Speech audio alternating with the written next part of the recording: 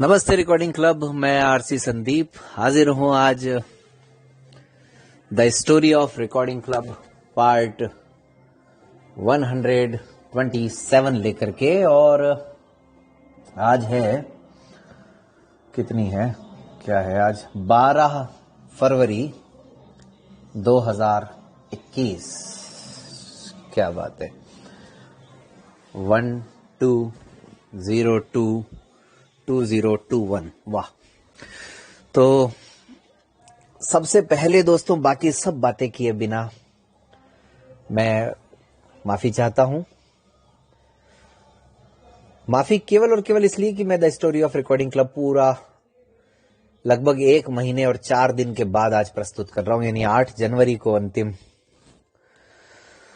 The story of recording club आया था। और उसके बाद में, और माफी मांगना इसलिए भी जरूरी है कि उस ऑडियो में बड़ी लंबी लंबी मैंने डींगे हाँकी थी कि ऐसा करना चाहिए, वैसा करना चाहिए, गलती का एहसास होना चाहिए।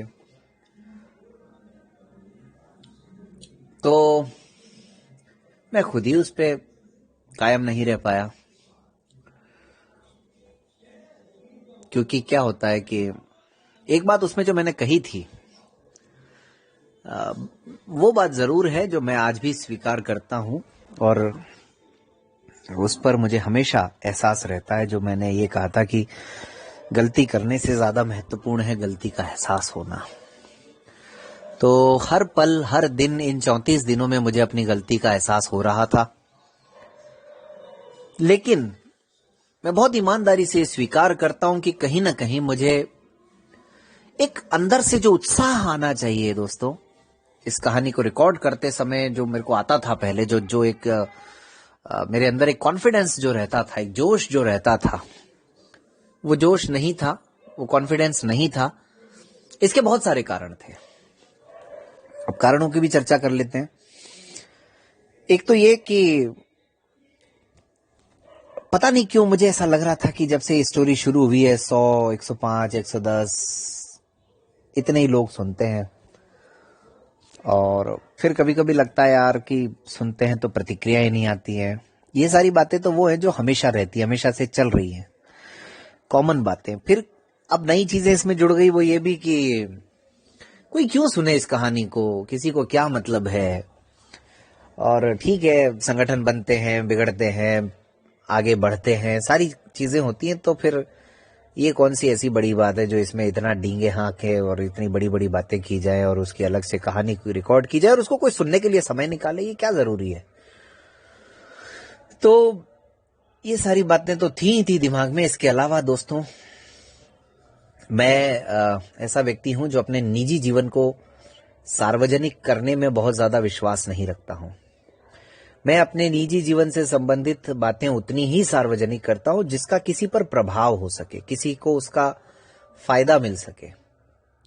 हमराही में भी मैं आया तो सिर्फ इसलिए कि उस कहानी से शायद हमारे युवाओं को या आने वाले समय में जो अपने जीवन साथी की तलाश कर रहे हैं उन्हें कुछ सीख मिल सके, उन्हें कुछ मैसेज मिल सके।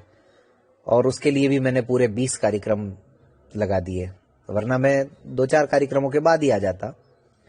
लेकिन ऐसे ही the story of recording club में भी मैंने वही बातें बताई जो सबसे संबंधित थी। कुल मिलाकर के मैं यही कहना चाह रहा हूं कि मैं अपने निजी जीवन को सार्वजनिक करने में विश्वास नहीं रखता हूं। और पिछला 1 महीना दोस्तों,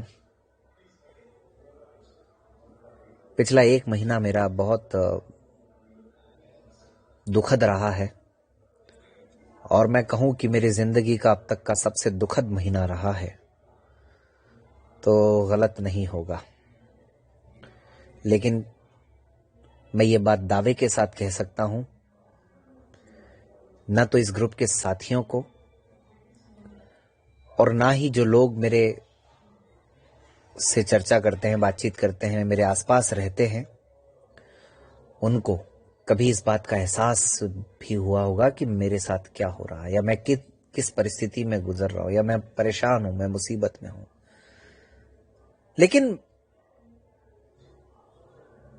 बस उन्हीं लोगों को थोड़ा बहुत एहसास हुआ जिनको मैंने इसकी झलक दिखलाई, केवल थोड़ा सा उनको मैंने बताया, इसका इशारा किया मात्र। और वो भी इसलिए कि जरूरी था उनको इशारा करना मुझे, क्योंकि कुछ कार्य ऐसे थे जिसकी मेरे से उम्मीद की जा रही थी, मैं नहीं कर पा रहा था, और वो कार्य करने भी जरूरी थे। तो इसी वजह से मुझे अपने दोस्तों को ये सब बताना पड़ा, वरना मैंने किसी को एहसास नहीं होने दिया और मैं काम भी लगातार करता रहा, जो जरूरी काम था वो करता रहा। और यही सब कारण है कि दोस्तों मैं इस स्टोरी को रिकॉर्ड करने के लिए हिम्मत नहीं जुटा पाया। मैं इस स्टोरी को रिकॉर्ड करने के लिए वो जो एक दिमाग में, एक अंतर मन में जो याद है, यादों का जो खजाना है, उन घटनाओं का जो एक स्टोरेज है, उस स्टोरेज में से मैं कुछ निकाल ही नहीं पाया। क्योंकि आपको रिकॉर्ड करने के लिए सोचना पड़ता है, पुराने समय में खोना पड़ता है। लेकिन आज मैं इस बात को यहां पर बता रहा हूं, और लेकिन फिर भी कोई मुझे पूछेगा तो भी मैं नहीं बताऊंगा कि ये क्या था, क्यों हुआ ऐसा। लेकिन सिर्फ मैं इसलिए कह रहा हूं, जो लोग इस बात की शिकायत किया करते हैं कि हम व्यस्त हैं, हम परेशान हैं, आप नहीं समझ सकते हमारी परिस्थितियों को। बहुत लोग मुझे ऐसा कहते हैं जब मैं उनसे किसी कार्य की उम्मीद करता हूं तो। लेकिन इस बात को जब मैं इस सार्वजनिक मंच पर स्वीकार करके कह रहा हूं कि मेरी जिंदगी का सबसे ज्यादा दुखद महीना ये रहा है, तो फिर जब मैं खुद इस बात को स्वीकार कर रहा हूं तो आपको यकीन भी करना चाहिए। और साथ ही साथ इस बात को सुनने के बाद आप इस एक महीने को याद करके देखिए कि मैंने कब शिकायत की इस बात की, या मैंने अपने नियमित कार्यों में कौन सी कोताही बरती है। बहरहाल ये रोना धोना तो सब चलता रहेगा, इस तरह से चीजें नहीं होती हैं। लेकिन ये बात फिर मैं स्वीकार कर रहा हूं दोस्तों कि मैं अभी भी अपनी हिम्मत को बटोरने की कोशिश कर रहा हूं कि मैं आने वाले समय पर अपना ध्यान केंद्रित करके और कुछ कर सकूं। जिस उद्देश्य को लेकर के आप और हम सब चल रहे हैं, उस उद्देश्य में मैं भी अपना कुछ थोड़ा बहुत योगदान, अगर मुझे ईश्वर ने इस काबिल बनाया है तो मैं दे सकूं। बस मैं इसी प्रयास में लगा हुआ हूं, लेकिन मैं अपने आप को स्थिर नहीं कर पा रहा हूं, मैं हिम्मत नहीं जुटा पा रहा हूं। मैं ये भी स्वीकार करता हूं कि व्यक्तिगत तौर पर शारीरिक रूप से मुझे कोई कमी नहीं है, मुझे कहीं कोई परेशानी नहीं है। लेकिन कुछ घटनाएं, कुछ बातें, कुछ परिस्थितियां ऐसी होती हैं जिसकी वजह से आप प्रभावित होते हैं, और आप प्रभावित होते हैं तो आपका कार्य भी प्रभावित होता है। यही सब मेरे साथ भी हुआ। खैर, बात चल रही है दोस्तों 2017 की, और 2017 में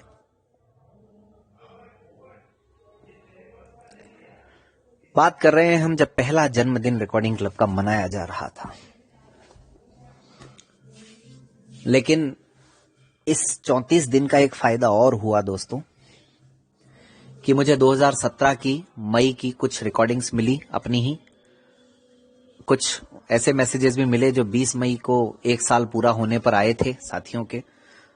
कुछ ऐसी रिकॉर्डिंग्स भी मिली जो 20 मई के कार्यक्रम से संबंधित थी। तो आने वाले समय में मैं इस कहानी के माध्यम से उन सब को आपके साथ साझा करने का प्रयास जरूर करूंगा। साथ ही साथ एक और घटना भी याद आई जिसका जिक्र मुझे करना चाहिए था पहले ही, जो कि मैं आज कर रहा हूं। वो घटना ये कि जब आप दोस्तों बिना कुछ चाह के कोई काम करते हैं तो कहीं ना कहीं आपकी जो चाहत है वो अपने आप पूरी हो जाती है। मेरा बहुत ईमानदारी से ये मानना है। वो कैसे? मेरी बहुत पुराने समय से ये इच्छा रही कि मैं किसी कवि सम्मेलन का हिस्सा बनूं, क्योंकि कविताएं लिखने की कोशिश मैं कर ही रहा था, कई सालों से लिख भी रहा था, और कविताएं लिखता भी था, कविताएं सुनता था। लिखने से ज्यादा, कई गुना ज्यादा मैं 99% सुनता था, 1% लिखने की कोशिश करता था। लेकिन उन कवि सम्मेलनों को सुन करके, कवि सम्मेलनों को अटेंड करके ये एक दिल के किसी कोने में रहता था यार कि इस भीड़ का हिस्सा मैं भी बनूं, इस भीड़ की तालियां मैं भी सुनूं। लेकिन ऐसा कोई मंच मुझे नहीं मिल रहा था। लेकिन जब पुष्कर कन्वेंशन हुआ, पूरी ईमानदारी से उस कन्वेंशन को किया और उस कन्वेंशन में एक कवयित्री से मुलाकात हुई और उनके बारे में मैं पहले ही बता चुका हूं। वो कवयित्री शिखा दुबे थी और शिखा जी से परिचय होने के बाद कहीं ना कहीं उन्हीं की बदौलत मैंने अपनी जिंदगी का पहला कवि सम्मेलन अटेंड किया छिंदवाड़ा मध्य प्रदेश में, जो कि हर वर्ष होता है सूरदास जयंती के उपलक्ष्य में। और उससे पहले मैंने कवि सम्मेलन सामने बैठ करके सुने बहुत थे, यहां तक कि रात रात को मैं कवि सम्मेलनों से पैदल भी लौट करके अपने दोस्तों के साथ आता था यहाँ अजमेर में। तो लेकिन कभी खुद ने कोई पहल नहीं की, किसी से ऐसी बात भी नहीं की और न ही कोई ऐसा अवसर ही मिला। लेकिन शिखा जी ने यह प्रस्ताव रखा और उस प्रस्ताव को मैंने सहर्ष स्वीकार किया। और वो एक अपने आप में अलग कहानी है कि बड़ी मुश्किलों से मैं वहां पहुंचा और फिर आया और जो भी है मेरा अनुभव जो रहा। लेकिन फिलहाल ये मुद्दा ये नहीं है वो बताने का। लेकिन छिंदवाड़ा में जाकर के मैंने कवि सम्मेलन अटेंड किया और उसके बाद तो फिर इतनी हिम्मत आई कि उसके एक साल बाद तो स्वयं एक कवि सम्मेलन करवा दिया यहाँ अजमेर में। खैर, वो सारी कहानियां आएंगी आगे आने वाले समय में, वो जब 2018 की बात करेंगे तब आएंगी वो बातें। बहरहाल फिलहाल तो हम 2017 में चल रहे हैं। तो ये एक मेरे को याद आया कवि सम्मेलन की चर्चा करना, और वहां मैं अपना साथी जो मैं बताता हूं हमेशा भानु को लेकर के गया था। तो बहुत अच्छा अनुभव रहा मेरा, और ये इसके लिए मैं हमेशा याद रखता हूं कि शिखा जी की बदौलत और कहीं ना कहीं इस रिकॉर्डिंग क्लब की बदौलत मैं ये मानता हूं कि मुझे ये अवसर मिला, जो कि मेरा एक सपना था, मेरी एक इच्छा थी, मेरी एक चाहत थी। तो वो सिलसिला तब से शुरू हुआ जो कि अभी तक भी जारी है बदस्तूर। बहरहाल मुझे लगता है कि चाहे लोग हमारे साथ हो ना हो, लेकिन उन्होंने जो हमारे लिए किया है या हमारे इस यात्रा में जो भी पथिक रहे हों, जो भी साथी रहे हों, उन्हें हमें भूलना नहीं चाहिए। और इसीलिए मैंने ये आग्रह किया था कि उस दौरान कुछ लोग, कुछ आवाजें बहुत सक्रिय हुआ करती थी जो कि आज नहीं है। लेकिन फिर भी मैं भूलता नहीं हूं कि उन आवाजों ने इस रिकॉर्डिंग क्लब को देश की आवाज बनाने में अपना कहीं ना कहीं योगदान दिया है। वो कहते हैं ना कि भवन बनने के बाद नींव को कभी भूलना नहीं चाहिए। तो नींव चाहे कोई हो या ना हो, लेकिन नींव के पत्थर जरूर रहे हैं कई लोग। तो उन पत्थरों को मैं भूलता नहीं हूं और उनके योगदान को आज तक अपने दिल में बसा करके रखा हूं, याद रखता हूं। इसीलिए आज जब उन आवाजों को नहीं सुनता हूं तो बहुत तकलीफ भी होती है, बहुत दुख भी होता है। तो दोस्तों, ये सब मैंने बता ही दिया था कि मई में जो है वो मुकेश जी के द्वारा घोषणा की गई कि भाई जयपुर में ऐसा ऐसा कार्यक्रम है। और हाँ, इस बीच में दोस्तों ये और अच्छी बात हुई कि जो होटल का नाम मुझे याद नहीं था वो भी याद आ गया, होटल सफारी। और एक बात याद आई कि इसके लिए हमने एक शुल्क रखा था, जिसके बारे में पता नहीं, मैंने चर्चा तो की थी, शायद शुल्क बताया कि नहीं बताया। उसमें यह था कि 300 रुपए हर व्यक्ति के लिए निर्धारित किए गए थे। तो उसमें करीबन 25-30 लोगों ने भाग लिया था। और अच्छी बात यह रही कि रिकॉर्डिंग क्लब को अपनी जेब से वहां पे कुछ भी खर्च नहीं करना पड़ा। इसका मतलब यह कि जितने भी साथी शामिल हुए थे, कहीं ना कहीं उनका खर्च जो है वो वहन करने में मुश्किल नहीं आई। अब बात कर लेते हैं पहले तो अतिथियों की। डॉक्टर समित शर्मा, डॉक्टर आकाशदीप अरोड़ा, ये दृष्टिबाधित थे। डॉक्टर आकाशदीप अरोड़ा ये वहां पर उपस्थित थे। और जितेंद्र भार्गव सर, RNKS यानी राजस्थान नेत्रहीन कल्याण संघ से। इसके अलावा मेरे ख्याल से याद तो नहीं आ रहा, चेतन शर्मा जी को भी हम आमंत्रित करना चाह रहे थे, आमंत्रित किया भी था, वो पता नहीं आ पाए थे या नहीं आए थे। जहां तक मुझे याद आ रहा है कि नहीं आ पाए थे, फिर पता नहीं। बाकी हम सब थे ही, अर्पण जी, मैं, और अजमेर से हमारे एक और साथी योगेश खत्री जी, प्रतीक भाई, शरद भाई, सूर्य सर, करमवीर भाई, भूप सिंह चौधरी जी, मुकेश गुप्ता जी, ये कुछ ऐसे नाम हैं जो मुझे याद आ रहे हैं आज इस अवसर पर। और पीयूष भरतिया जी, और भी कुल मिलाकर के, मतलब इत्यादि इत्यादि इत्यादि। अगर कोई नाम भूल रहा हूं तो क्षमा प्रार्थी हूं। तो कहानी ये थी दोस्तों कि 20 मई 2017 को शाम 6 बजे से इस आयोजन को होना था, जो कि हुआ भी। और एक मैं नाम पहले बता चुका हूं वैसे, लेकिन भूल रहा था। प्रोफेसर उस समय जो पत्रकारिता विश्वविद्यालय था यहाँ पर राजस्थान में, हरदेव जोशी पत्रकारिता विश्वविद्यालय के प्रोफेसर नारायण बारेट सर भी उसमें थे, जिनका जिक्र मैं ऑलरेडी कर चुका हूँ कहानी में। तो नारायण बारेट सर का भी मुझे ऑडियो मिला तब का पुराना।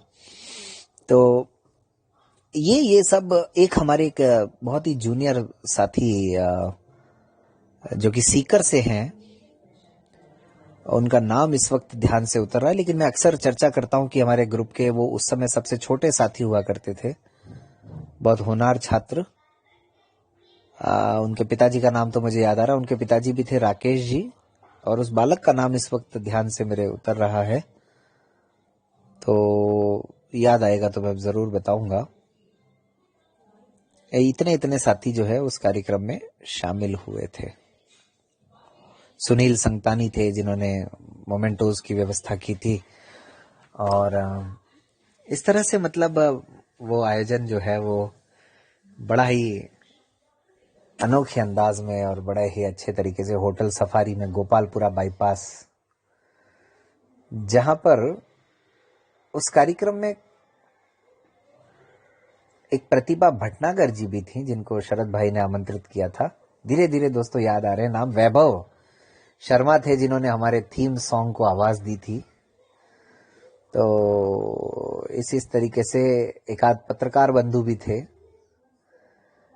तो बड़ा ही मतलब छोटा सा कार्यक्रम, लेकिन आज तक भी उसकी यादें जहन में हैं। इस तरह का एक आयोजन वो रहा। तो ये जो है वो 17, तो ये जो नाम थे वो सब फिलहाल जहन में आ रहे हैं दोस्तों। और एक अच्छी बात ये भी कि मैंने एक संगठन के बारे में जिक्र किया था पहले किसी कहानी में, कि जिनको अपना संगठन बनाना था और वो पुष्कर कन्वेंशन में आकर के आपस में मिलना चाहते थे, मीटिंग करना चाहते थे। तो उस संगठन की स्थापना भी होनी थी अगले ही दिन। तो इस वजह से भी मुझे हमारे भूप सिंह जी और बाकी साथियों का सहयोग मिला, समर्थन मिला। अब चूंकि और साथियों का मैं उस संगठन के संदर्भ में जिक्र नहीं करूंगा, क्योंकि वो साथी आज तक हमारे साथ हैं, इसलिए खैर। तो ये उस कार्यक्रम का स्वरूप था कुल मिलाकर के।